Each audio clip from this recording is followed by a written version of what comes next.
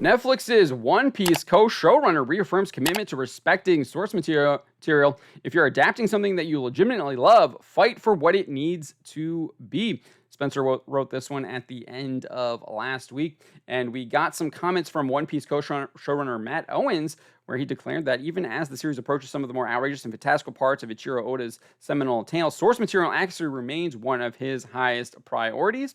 Owens spoke to this important aspect of the Straw Hats Pirates' live-action victory while participating in a public Ask Me Anything session on the R Television subreddit, providing his first insight into his dedication to source material accuracy in response to user Peachlord, asked by the user in One Piece, "We'll often say goodbye to characters and not see them again for 100, 200, or more chapters. Do you plan to create original material to give characters like Kobe, Buggy, Ace, or Garp stuff to do in the seasons they otherwise wouldn't appear in?"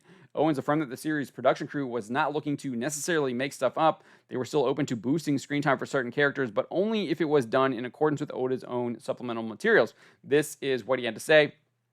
"There are a lot of characters who people love, and we won't necessarily see them in the main story all the time.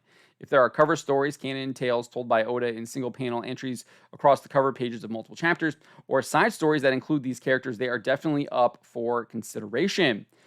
Further press on the possibility of his potentially deviating from the original manga by user, I don't even know how to say that, SPP's Sasha? I don't know. Shasha? I don't know. Who inquired, "With the production time on this show being so long and streamers generally canceling everything after 3 seasons, how long do you see the show going, and would drastically cut material from the source material if Netflix came to you and said they'll do one final season?"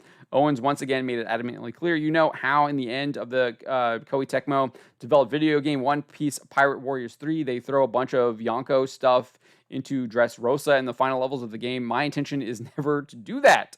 I don't want to rush things or create a false ending of the show. When we know we are coming to an end, I hope to appropriately finish the story where we are and hope that people will pick up the anime or the manga to continue the journey." Turning to discuss Owens' personal production philosophy in a more general sense, Yu Zaganzo asked the showrunner, "How important is it for the people involved with an adaptation to be fans of the original material? And do you think being a fan makes some decisions harder?" Owens said, Is it absolutely necessary? No. Is it incredibly helpful? Yes. Being a fan of something means you understand it on a deeper level. You love and study it. As a creator, my fandom helps me identify what is important for the story because I know it, but also what is important to fans because I am one. I often ask myself, if I weren't working on this show, how would this potential change make me feel as a fan? I wouldn't say it made the job harder. It gave me a good position to fight for things that I believed in. So these are all really good comments here. Eventually, UX Sums Hit Up asked Owens, in light of his success in adapting One Piece, what advice would you give to showrunners of future adaptations of beloved manga or comics?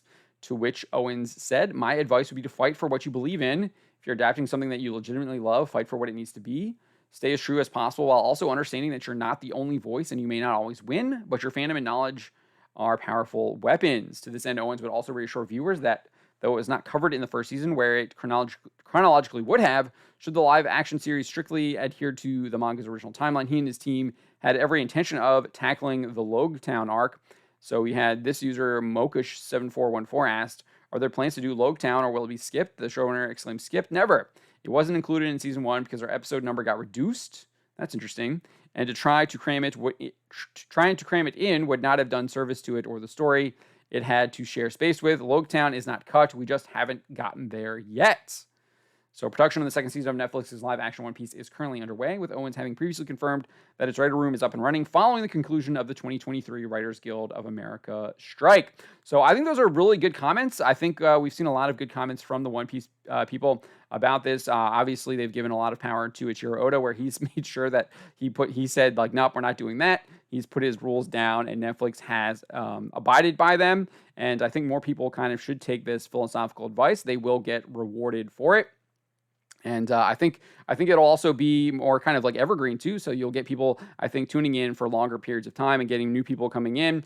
You get that kind of word of mouth, and you can, as far as Netflix is concerned, they get maybe hopefully more subscribers, or they have a show where if they're on their ad platform, they're able to get more revenue out of it because they're getting more people to watch it. So we'll see whether or not he stays true to this. I think for the most part, that first season did stay pretty accurate from everything that I've heard, especially from Spencer, who's a huge One Piece fan. Obviously, they did have to change some things for adaptations. We all kind of expect that, but they didn't absolutely just trash the story and do whatever they wanted to do, like we've been seeing in Rings of Power and Wheel of Time over there at Prime Video. I know if you watch the first couple episodes of the anime, the first episode of the live action show pretty much does a really good job of sticking to the source material there. So let's hope they continue to keep this philosophy and stay true to the source material, which is indeed why they're even making the show to begin with. Subscribe for more.